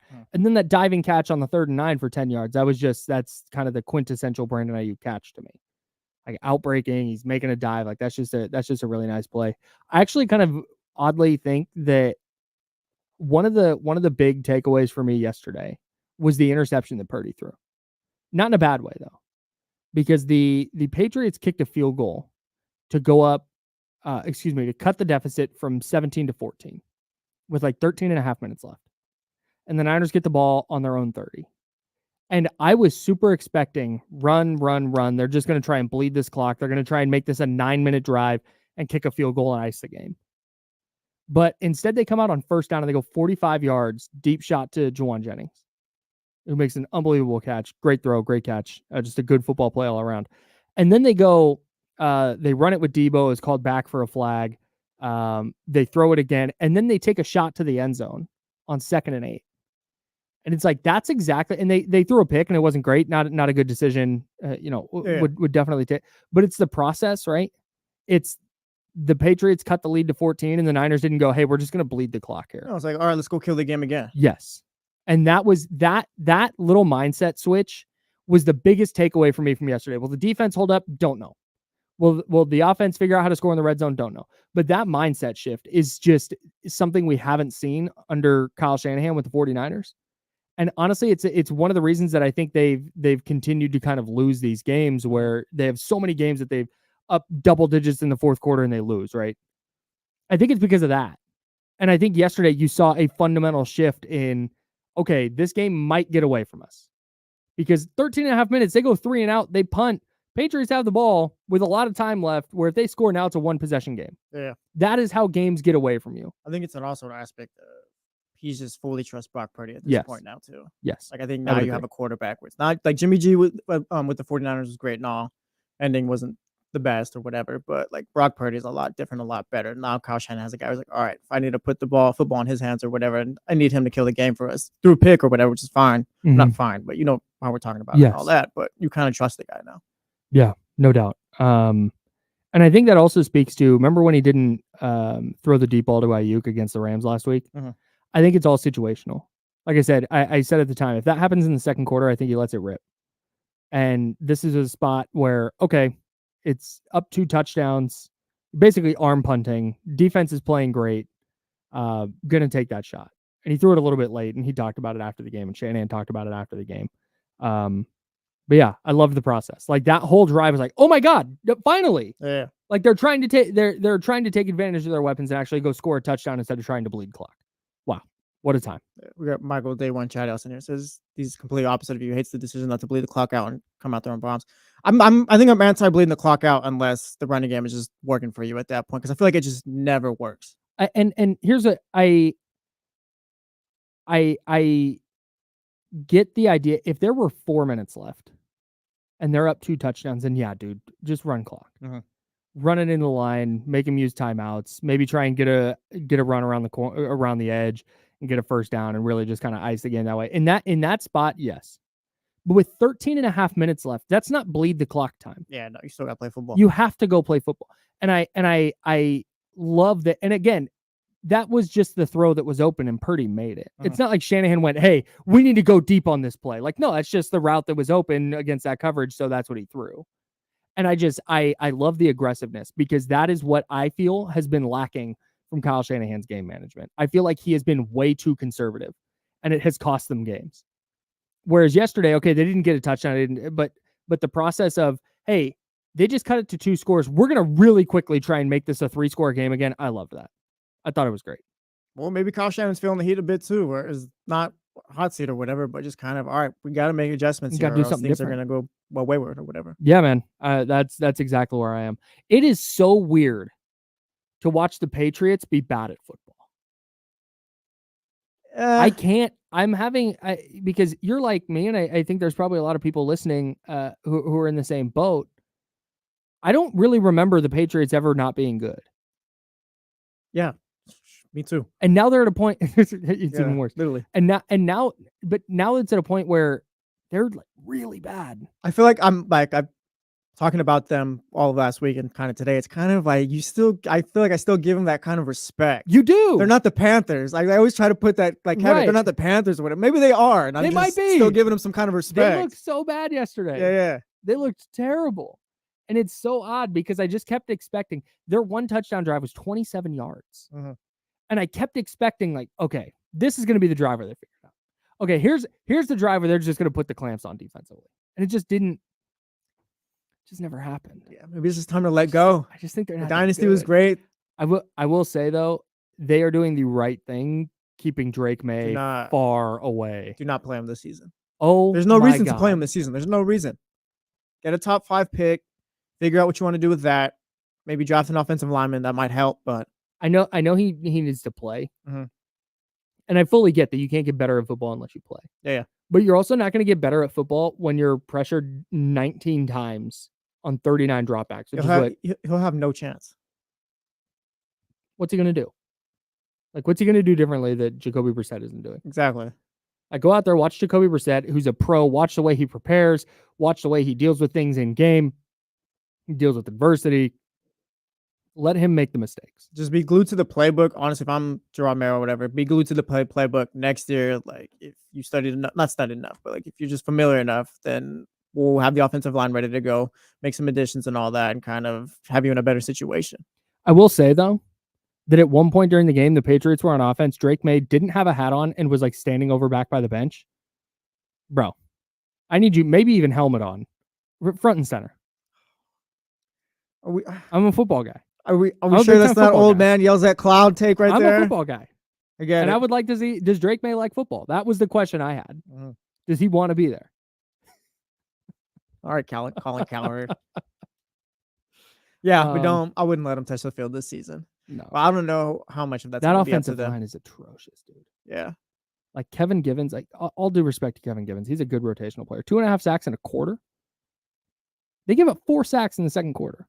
Yeah, not great. I don't really. I think there was one play I can remember in my head where Jacoby Brissett looked really comfortable in the pocket. Oof. Probably the same for him. You can remember that one play. But I think they're in a spot where like they shouldn't play him at all this year. But he's already getting asked about it, post game press conferences and all that. It's gonna be a story all year. I feel like at some point they're kind of just going to throw him out there. Yeah. We mentioned Brandon Ayuk. It's really nice coming out of a game where he just didn't have a super productive game. Didn't have a drop, had a really nice catch, had a big game. The Brandon Ayuk breakout is coming. In fact, it might come this week against the Cardinals. Like it's right there. He's very close. For sure. Yes. I feel so good about it. In fact, yeah, I'm calling it this week. Brandon Ayuk, you want to guarantee it? We got some stats going on. What do you got? What's the Brandon Ayuk breakout? No, it's just a vibe, dude. Just a vibe? Yeah, like he's gonna at some point he's gonna have like 9 for 128 and a touchdown. Everyone's gonna go, oh yeah, Brandon Ayuk. No, about time for $30 million. Yeah, I was gonna say, yeah. No, he needed a couple weeks to ramp up, and now he's got to get in chemistry with Brock Purdy back. I thought the 38-yard gain was great. You saw the diving catch. We talked about it all last week. Christian Gonzalez is a really good player. Mm-hmm. Christian Gonzalez, I think, got targeted 5 times. He gave up 3 catches for like 12 yards. Yeah, it turns out Christian Gonzalez might be a top 5 cornerback at some point. Just a great player. And wants smoke too. There was a long catch and run for Juwan Jennings where Christian Gonzalez came over and like put his shoulder down at the end of the run. Didn't just guide him out of bounds. He hit him. I'm all in. On Christian Gonzalez. I'm a big Christian Gonzalez guy too. Yeah. You know who I'm out on? We can talk about later. Ooh. Garrett Wilson. We finally traded him. We finally traded him. Hey. Got him out of there. If you're on the Garrett Wilson club like me, trade him. It's over. You're done? Done. Donezo. It's over. Shout out Chris Godwin. Welcome to the squad. I think you might regret that. I don't think so. You might regret that. Bro, him and Rodgers are just not on the same page at all. How do you lose a game? Speaking of the Jets, sorry to shift gears, everybody, but we're here. How do you lose a game where you gave up -7 passing yards in the first quarter? Dude, I was watching it. Rodgers and the wide receivers are not on the same page at all. There were so many times where he's throwing it to one spot and say Mike Williams is running farther down the field or whatever. Him and Garrett Wilson had a few like that. It's all of his receivers. And Breece Hall, he's a good running back, but he's not what they try to say. They said he was McCaffrey. Yeah, no, he's not. That's crazy. He's not that. Speaking of Christian McCaffrey, he's supposed to start his ramp up today. What does that mean? I don't know. And I keep seeing like November, so he's still a month out. That's all I'm saying. Right. Basically. So Kyle Shanahan said I would like him to increase his. I don't know if that means getting on the field and doing work, and he's been doing just off-field stuff like rehab stuff. Yeah. Or if that means he's going to be doing like football drills. I have no idea.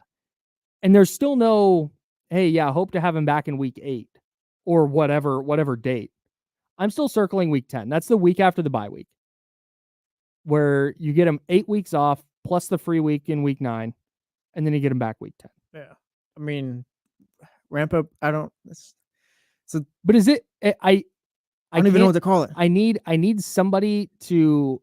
I need the tell all on what's happening with Christian McCaffrey, because it went from, okay, so here's the timeline, right?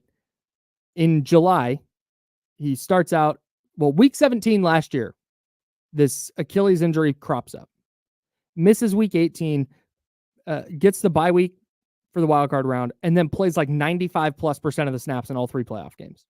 You figure he's good to go. Good to go to start camp. Oh, nope, calf strain. And he's out for camp, out for the preseason. Then come to find out, it's Achilles tendonitis. Okay. He's limited during the first week, questionable week 1, but they think he's going to play. Okay. Oh, nope. He's a scratch in week 1. Then it turns out, it might be week 2. Oh, actually, you know what? We might actually put him on IR. Yep. After previously going like, no, I haven't considered IR at all. In a week, it went to, yeah, he's probably going to go on IR. And then he does. And then we hear from Ian Rappaport, 6 weeks. It's not going to be the 4, it's going to be the 6. Wow. All right. Well, that kind of makes sense. That falls in line with the coming back after the week 9 bye. So that sounds about right. And then it's, oh wait, no, he's going to Germany. And according to other doctors who aren't treating him, it might be 10 to 12 weeks. And now he's back from Germany, and the ramp up's starting.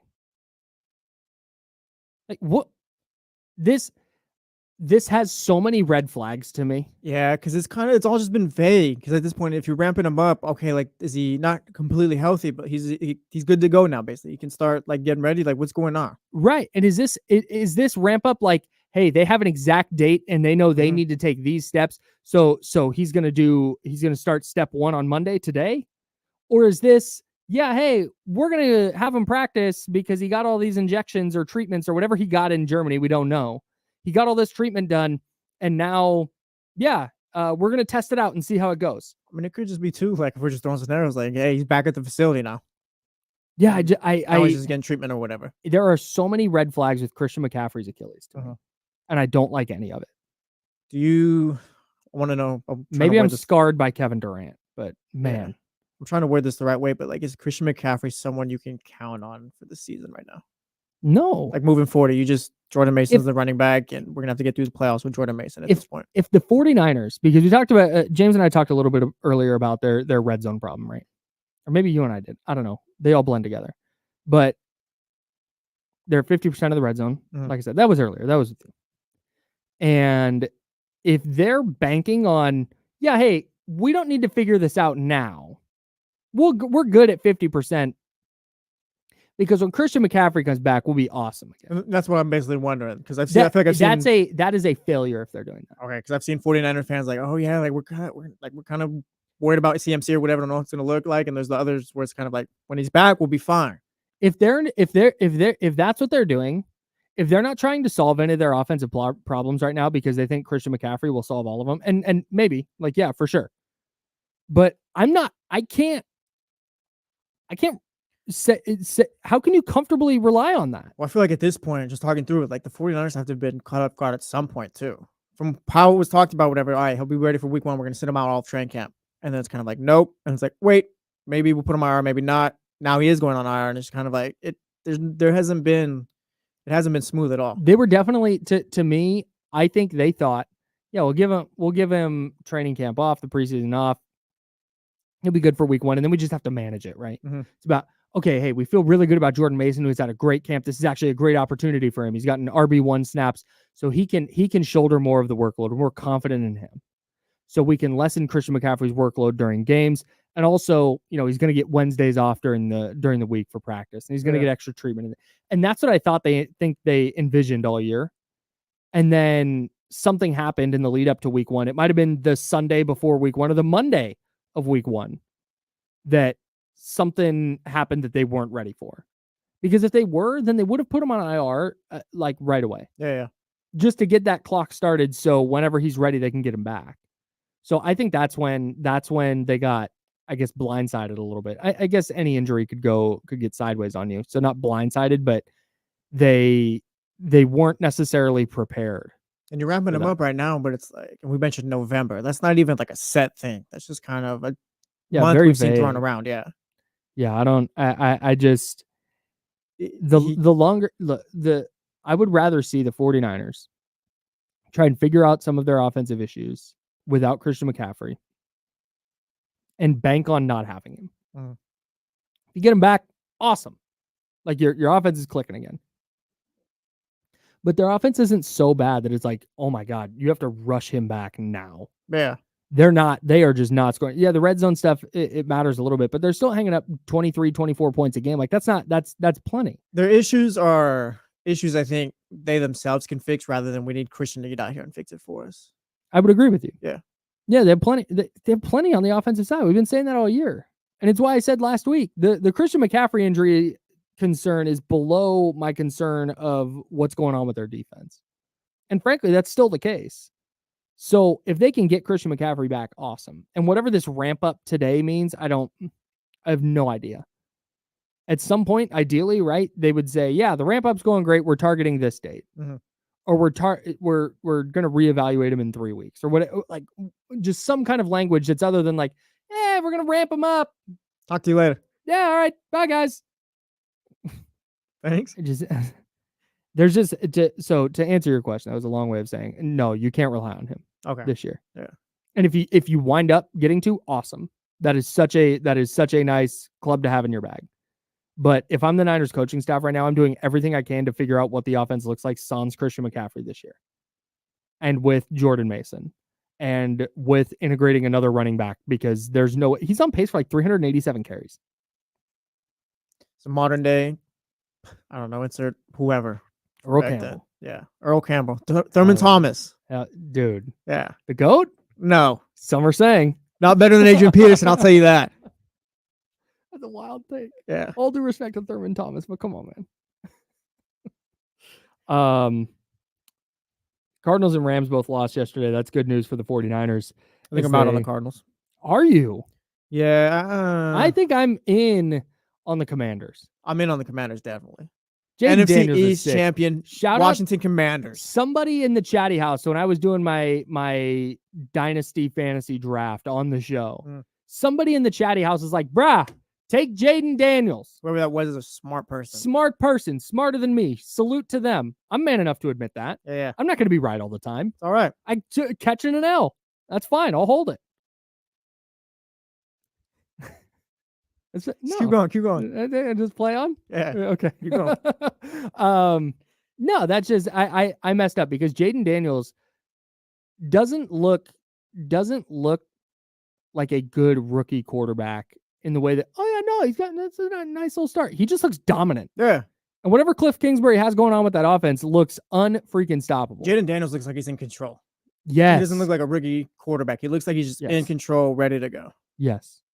Jaden Daniels so far this season. Let me get his numbers up because again, this is not good rookie numbers. These are good, just unbelievable numbers for Jaden Daniels. First of all, he completed 86.7% of his passes yesterday. He is at a 80. Where are we at? Here we go. I think he's 83% on the year. 82.1%. Wow. 82.1% completion rate. 897 yards. He's averaging 8.5 yards per attempt. He's thrown 3 touchdowns and just 1 interception. He has also rushed for, let's see. He rushed for 47 yards yesterday. He's rushed for 4 touchdowns. He looks unbelievable. Yeah. He's been turning it up. So I'm in on the Commanders, and Arizona's 1-3 now? Yeah, Arizona's 1-3. They out of the club right now? Yeah. I'll talk to you guys next year, I think. Wow. Maybe I'm being harsh, but I'm not there just yet. They weren't even close in this one. They nearly beat Buffalo in Buffalo week 1. Yeah, week 1's always weird, though. They beat the hell out of the Rams in week 2. They have a really close game against the Lions at home in week 3. And then they get smoked by a Red Hot Commanders team in week 4. That's just I don't have enough. I don't have enough. I got it. You're out. You're really confident. Probably early. You're really confident the Niners are going to win next week? Pretty confident. I'm not as worried about the 49ers as others, I think. And I think that's because I'm just all modern on Brock Purdy at this point. Oh yeah. I think as long as he's I just don't know that they're going to be able to get stops stops against the Cardinals. Yeah. But I still got faith in the 49ers to get it done. Maybe I'll change my mind. It's a week-to-week league, Kyle. You ever heard of that? I have heard that. Thank you. Yeah. We'll talk some more NFC West. We'll get into mad props, and we'll talk more week 4 of the NFL coming up. Jesse Tapia in for James Ham. Kings Media Day is today. That's where James is at, getting you all the best Sacramento Kings coverage for ESPN 1320, Sacramento Sports Leader. We're the Insiders. Back in a second.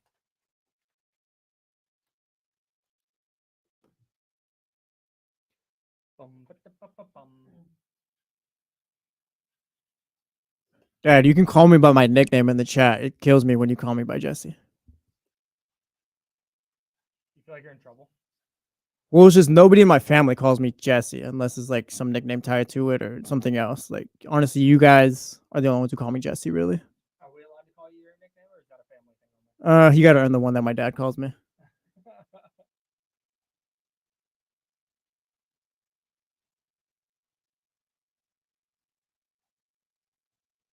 How much money do I have to donate to you to get you? It's not donate, bro. You just got to be cool with me for a while. Because my dad and my dad's side family, they call me Chivo and stuff like that. Right. It means go in Spanish or whatever. The whole story tied to it and all that stuff. And like some of my friends that I've known for a while, but yeah, I used to be like, oh yeah, I'm gonna change my name to that, blah blah blah. When I was a kid, just dude, nobody used to call me Jesse ever. Huh? Yeah. Like my mom calls me Junior and stuff. Kind of a fire radio name though. Yeah. Shout out to my grandpa. He gave me that one. No Do chance. not call me J Dog. No chance. Scooter, you guys call me Jesse. That's my bad. That's my bad, Scooter. We are the producers. It's just outrageous, dog. Just ridiculous.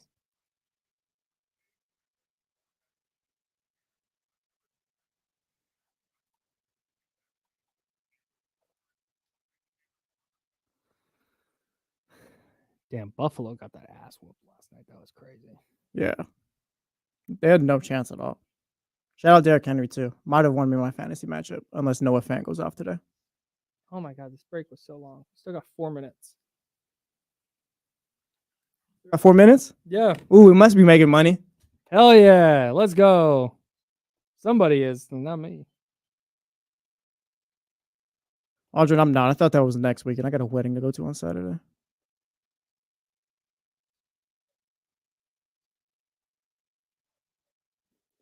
Oh, by the way, here.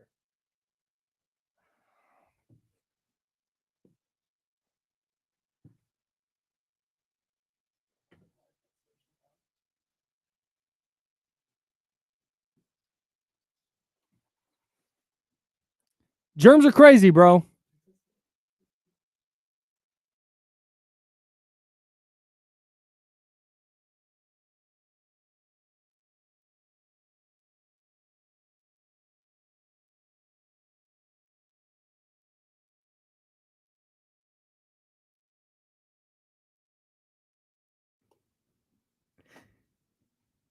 I don't know, man. Yeah. All right. What are you going to do? Yeah. We'll see, I guess. I get.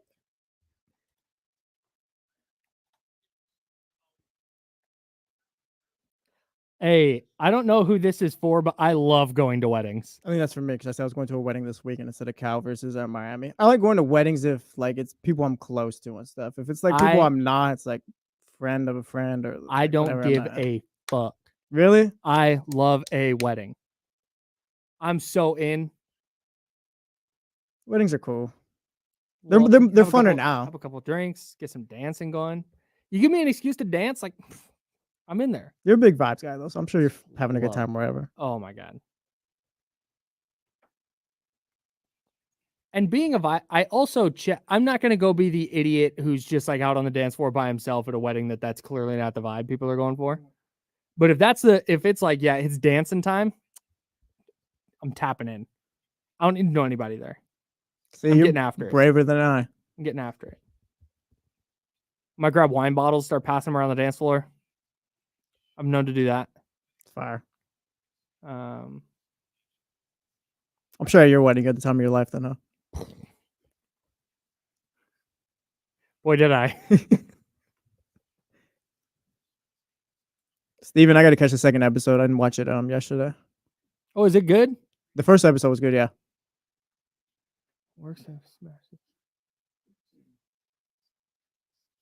Oh my God. That sounds incredible.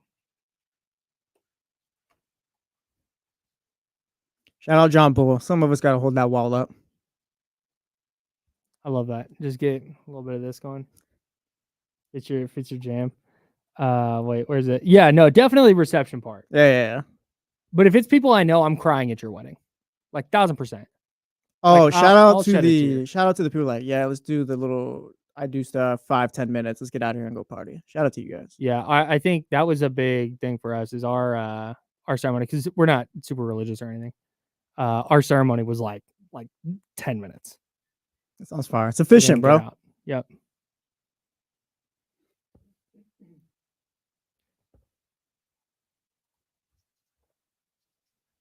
I also officiate weddings if anybody needs a wedding officiant. That facts? Yeah. Didn't know that. Yeah. Reverend Kyle Madsen in the building. What's good? There you go.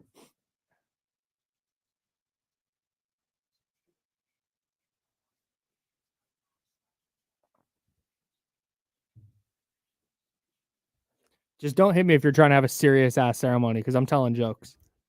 All right, here we go.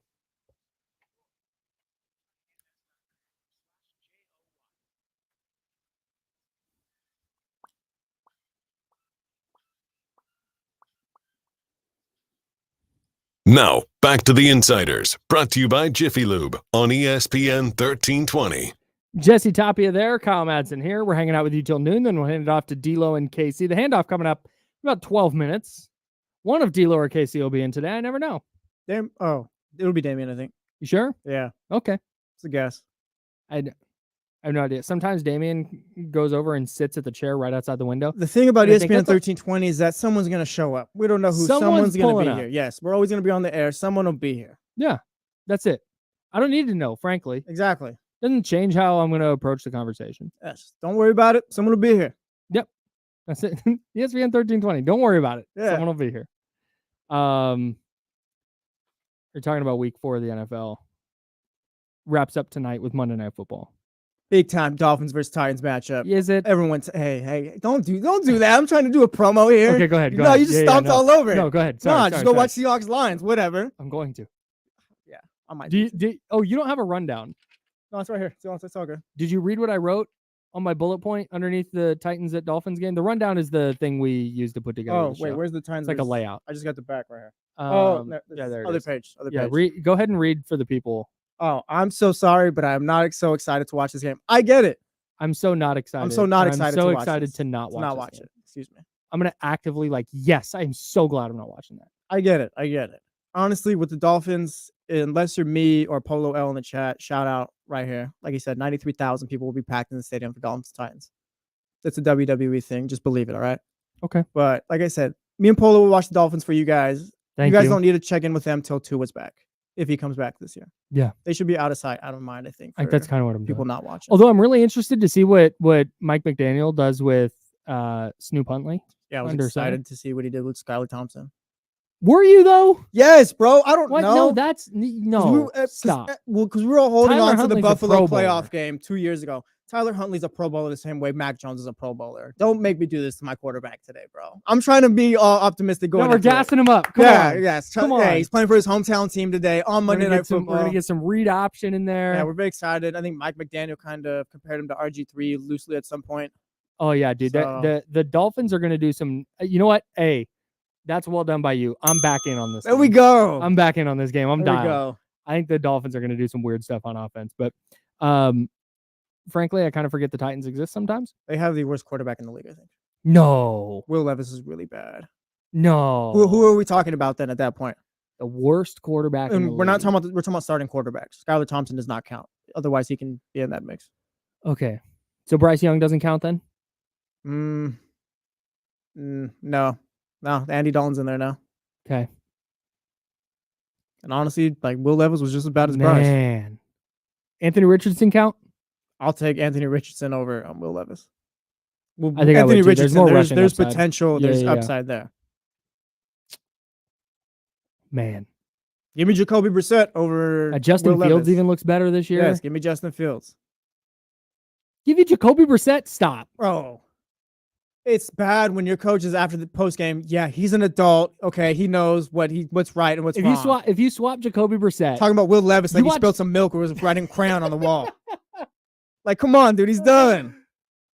if the Titans called the Patriots right now and said, we will trade you Jacoby Brissett or we'll trade you Will Levis for Jacoby Brissett, You're not gonna do that because one guy is young, he might have potential, but but just in a vacuum, you think the Patriots say no? yeah, you got Drake May. Why are you gonna do that? What? It's logical. Okay, hang on. The Patriots call and say, hey, we will give you Jacoby Brissett The Titans say for no. Will Levis. Okay, and these guys are in the same tier, but Will Levis, like if we're splitting hairs between Jacoby Brissett and Will Levis, I think I'm winning at that point. It's a good point. Yeah. And honestly, I think if you told me I have to win like one game to win for my life, I think I'm taking Jacoby Brissett. Dude, we've seen it 3 All different right, times fine. this You're year right. where You're Will right. Levis is You're right. falling Will down. Levis stinks. Will Somebody's Levis gonna stinks. catch it. Will Levis stinks. Well, we just always talk about this with Brock Purdy. Like the undervalued part of quarterbacking is just not doing anything stupid. It's You have honestly, to do that's other- half of the game. You have to do honestly. other stuff. You Yeah. have to go make plays, right? Yeah. If you're just captain, throw it away and only dump it off to the running back, you're not going to be very good, right? Yeah. Like, you're going to be Alex Smith. But that was mean. Alex Smith had a good career. But you're just going to you're not going to be super effective as a quarterback. In that Yeah. way. On the other hand, if you're like throwing backhanded passes to the boundary and getting pick sixed once a game. That just If you can do the half where it's just be half of the game where it's just don't turn the ball over and don't lose it, even if you can't do all the other stuff, that's probably 10 years in the league because you'll be a backup anywhere. yeah, That's literally half the game right there as a quarterback, I feel. I agree. Shout out Will Levis. I hope you stink it up today. And that mayo stuff is disgusting. Stop doing that too. Putting in your coffee and all Just that. so That's gross. horrible. Sorry, I'm fighting for my life over here. Yeah, Kyle's going through it, I'm guys. fighting for my life. All right. Enough about that game. Second Monday night game tonight. We have Seahawks at Lions. This is a huge game for people in the 49ers universe. Yeah. The 49ers cinematic universe. Are you worried about the Seahawks if they win today? Worried about the Seahawks as far as all right? If the Seahawks are legit if they win this game. Because I still think the Lions are good. Like I didn't hop off the Lions bandwagon. Yeah. I still think the Lions are really good. And I understand we talked about this a little bit yesterday. I was doing post game at 95.7, but we talked about this a little bit yesterday. There's a world where a person could talk themselves into if you're the 49ers rooting for the Seahawks here. Because like you're talking number 1 seed, you still have 2 games left against the Seahawks. You can pick them up then because they're 2 back right now. But on the other hand, when you're where the Niners are just as a team this year in 2024, you don't get to talk number 1 seed. Well, it's like, do we trust the 49ers right now? And I'm asking you, Chatty House. Yeah. You can answer it too. Yeah. Do we trust the 49ers like last few seasons when the games come up? It's like, you should beat this team. Like, do we trust them to actually get that done now this season? With this current iteration of the team, no. And that's tough too. Like if Seahawks are winning ball games or whatever, right? You could think what you want about them, but like if you expect the Niners to catch them, that's kind of tough. Well, this is where they play the Seahawks in 2 weeks. If the Seahawks win tonight and the Niners lose to them, it's like in week 6. It's like over. Yeah, like that's you're gonna have to go on a run if you're the 49ers. At that point, if you do catch them, you figure it out, I guess. And you're needing Seattle to lose a bunch of games. Like it's cooked. So you just need Seattle to lose because the goal is obviously the number 1 seed, right? Yeah. But worry about that in week 14. If they already have 2 losses, you figure 4 absolute maximum number of losses you can have and be the number 1 seed. They're 2 down already. Like if all of a sudden they go on in some insane run, like everything just breaks right. And oh my God, it is sunshine and rainbows and the 49ers, what an epic season. And you're at 12-2 after week 15. Okay, then yeah, let's take a look at the 1 seed. Yeah. But for now, like you have to catch the Seahawks. Yeah, the Seahawks, like I said, whether you think they're legit or not, record is what you say, what they say it is or whatever. And they could be 4-0 after today. Yeah, and if it wouldn't just be 4-0 because you're right. Getting to 3-0 doesn't matter how you get there. Early season is weird. If you get to 3-0, great job. But if they go into Detroit now and beat the Lions, especially going into Detroit, yeah, man, that's just an impressive ass win, and they're 4-0. How do we feel about Jared Goff if they lose this game? Oh, yeah. So you went on Detroit? Are you like say like they lose or whatever? Like you didn't on Detroit still as a team? Like Jared Goff, the quarterback, we're still all good with that? He's looked kind of shaky to start. He has, man. And this is where I think if you flip Jared Goff and Brock Purdy, I think the Niners get pretty substantially worse. Yeah, and I think the Lions are still Super Bowl contenders. Yeah. That is something I didn't think before the season started. And my mind has changed on that over the first few weeks. Yeah, if they I don't know, man. We'll talk about it. Like it depends on how the game goes. Yeah, it would have to be Jared Goff. The Lions lost because of Jared Goff. Yeah, like he's just terrible, and which is just like on the table. If he goes 15 of 31 for 202 yards and 2 interceptions, and yeah, like let's talk. But yeah, no, he plays well, and the Seahawks just made a couple more plays, and DK Metcalf had a long touchdown, and something weird happened on special. I'm not going to say the Lions are out, but no matter what, if the Seahawks win this game, I'm in. Oh yeah, ultimately this game's probably more about the Seahawks than it is the Lions. I would agree. Yeah. I would definitely agree. There's enough track record there with Detroit based on what they did at the end of 2022 and then into 2023. Probably should have gone to the Super Bowl last year. There's enough of a track record there that I'll still think, okay, they can dig out of this. Whereas with the Seahawks, let's go to the other side of this coin. If Seattle goes and gets smoked tonight, then to me, I'm going, all right. They are kind of who we thought they were. The Patriots took them to overtime at Foxborough. They beat the Broncos by what, like 6 in week 1, and the Broncos aren't looking great. They went to overtime with the Patriots, I think. Yeah, they went to OT with the Pats, and then who'd they beat last week? Who cares? I do. No, you don't. I do care.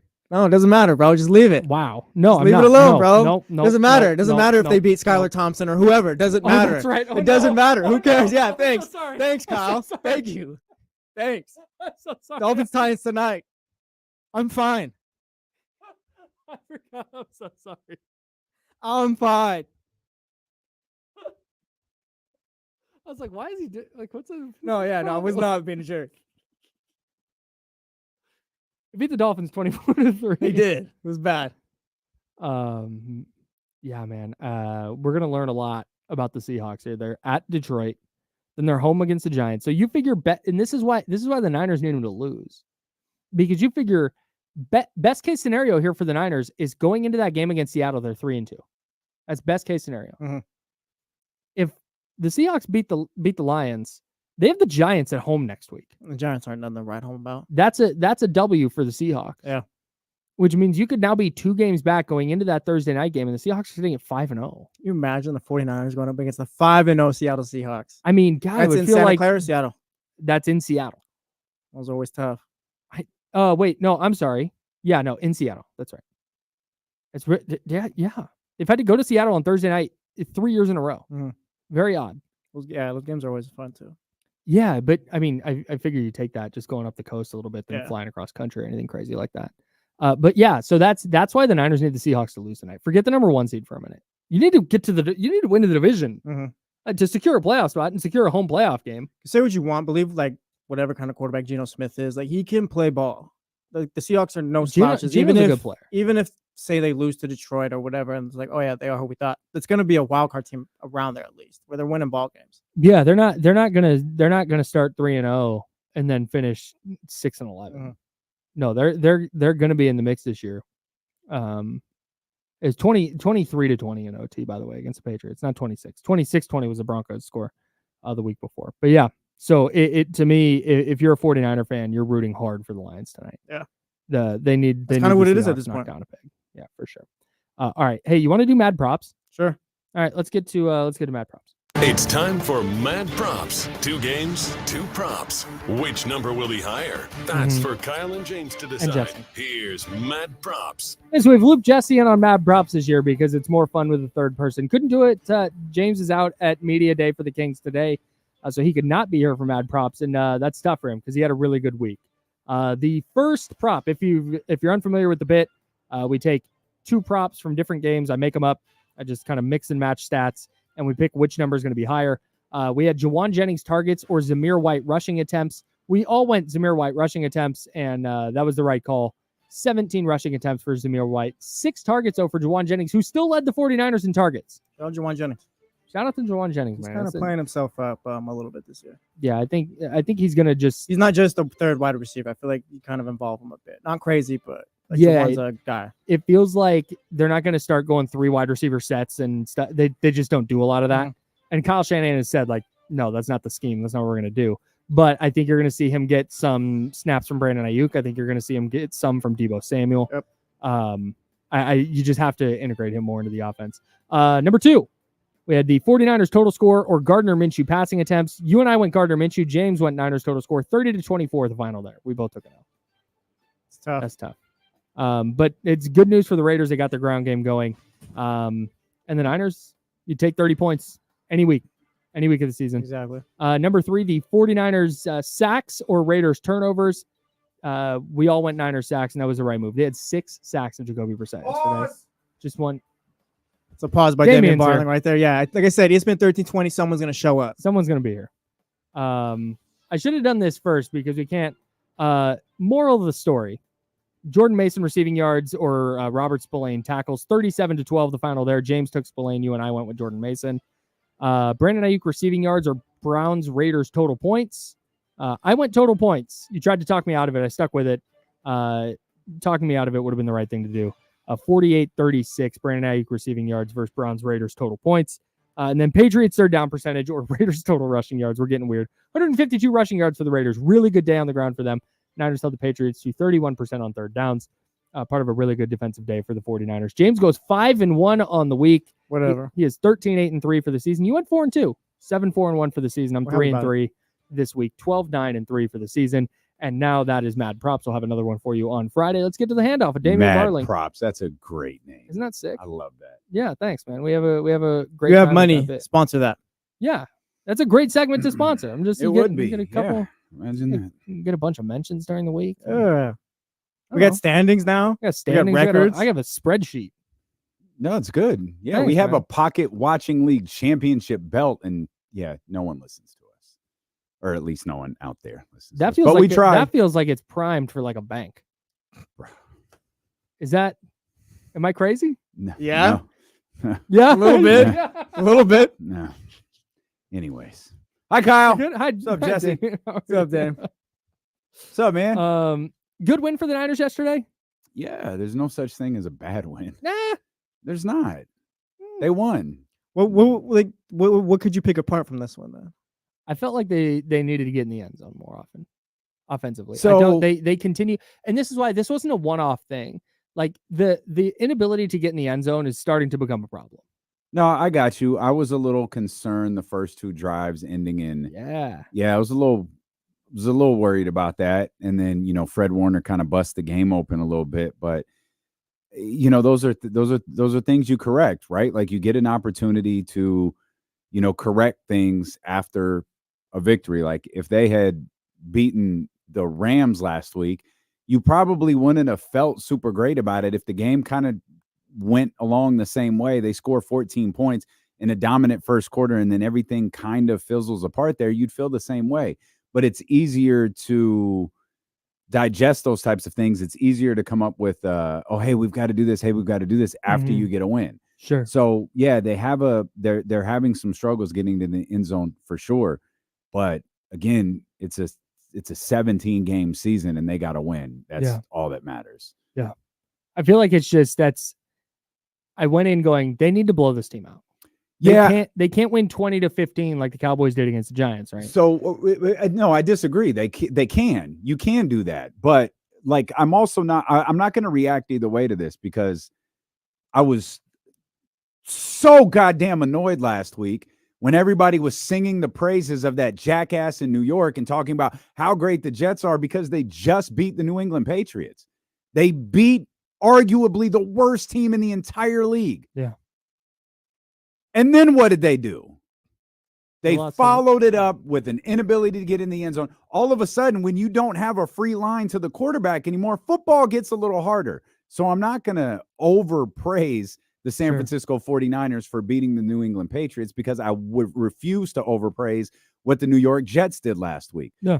But you win, you survive, and you keep moving. Their schedule is going to get a little bit tougher. They've got a lot more difficult games going on. I feel like what Jordan Mason was able to do in the second half of yesterday's game was really special. I feel like the fact that he's starting to catch passes out of the backfield is good. I know not everybody is happy with where Brandon Ayuk is, but the fact that Brandon Ayuk had a big play, the fact that Debo had a big play, I feel like those are all really, really positive things. I think the fact that their defense was able to sustain without the most important defender to me. I think the fact that you finally got what you wanted from Nick Bosa, even though he didn't get his first sack till very late in the game, he was all over that football game. And whether you do it against a bad offensive line or a bad football team doesn't really matter for the psyche because you've done it. And now you'll feel better going into next week's game. Yeah. How worried are we about Fred Warner?